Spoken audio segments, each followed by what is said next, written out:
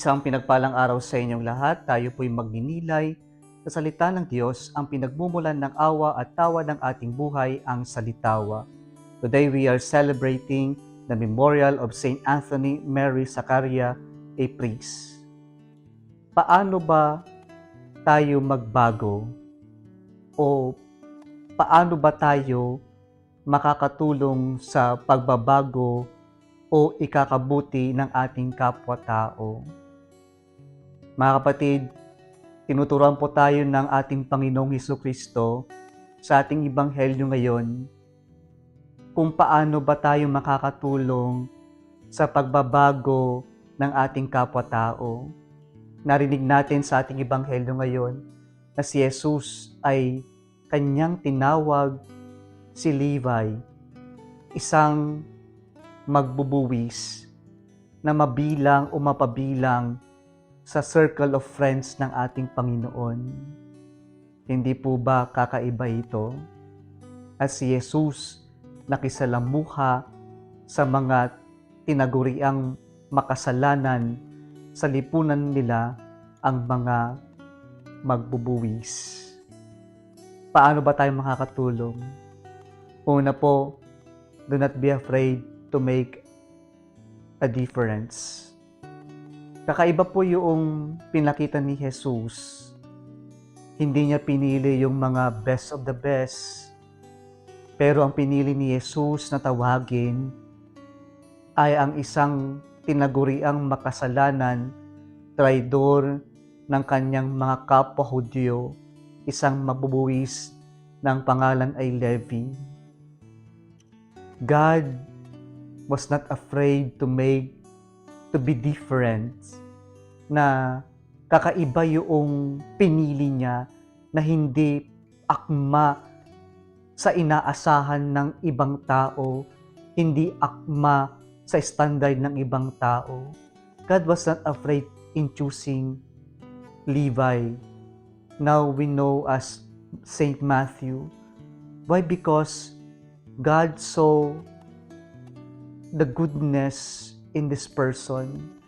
Kaya nga po, binago ni Jesus ang mga magbubuwis at si Levi nang dahil lamang si Jesus ay gumawa ng kakaiba. Ang nilapitan niya ay yung mga hindi inaasahan ng lipunan. Mga kapatid, kapag po tayo ay gumagawa ng difference, ang kadalasang tingin nila, baliw tayo, nawawalan tayo sa katinuan. Pero minsan sa buhay natin, yung paggawa ng naiiba ang siyang nakakatulong para magbago, para maiba yung pagkatao ng ating kapwa-tao. Sometimes, my dear brothers and sisters, what the world needs for us so that we can transform things is to make that simple act of difference, that simple act of being different from other people, from what other people are doing. Kaya nga po, wag nating aakalain na porket ginagawa ng karamihan, yun na yung tama, yun na yung mabuti. Huwag tayong matakot na maging salungat o maging kakaiba kung alam naman natin yung ginagawa natin ay yung makakabuti, makakatulong, o kaya naman yung totoo talaga. Si Jesus, ganyan po ang kanyang pinakita. He became different, and this choice of being different transformed Levi into Matthew. Do not be afraid to make a difference, to be different from other people. Pangalawa po, paano po binago ni Jesus si Levi? Pinakitaan niya ng kabutihan.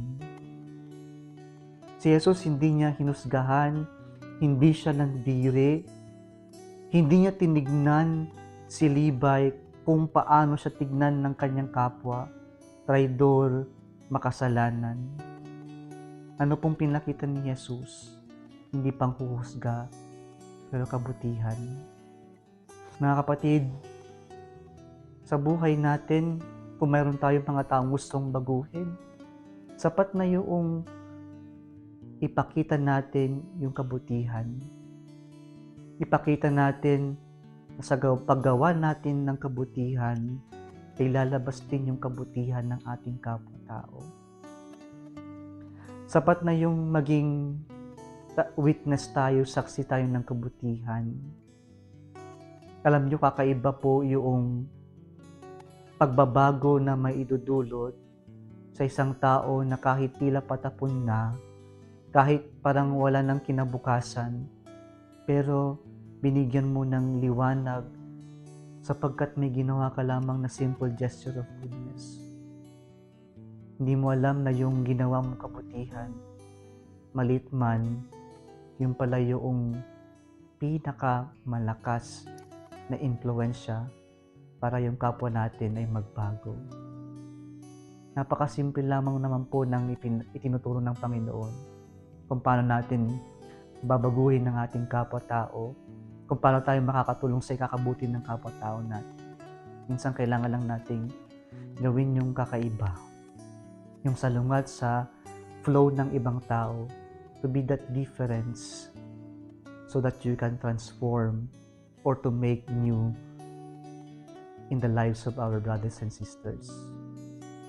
Minsan, yung pangalawang tinuturo ng Panginoon, ang kailangan lang naman nating gawin ay ipakita yung kabutihan o gumawa ng mabuti upang lumabas yung mabuti sa ating kapwa-tao. Kung nagustuhan mo itong video na ito, huwag makalimutang mag-like, i-share at mag-subscribe sa Salitawa Facebook page and YouTube channel. Muli isang pinagpalang araw sa inyong lahat.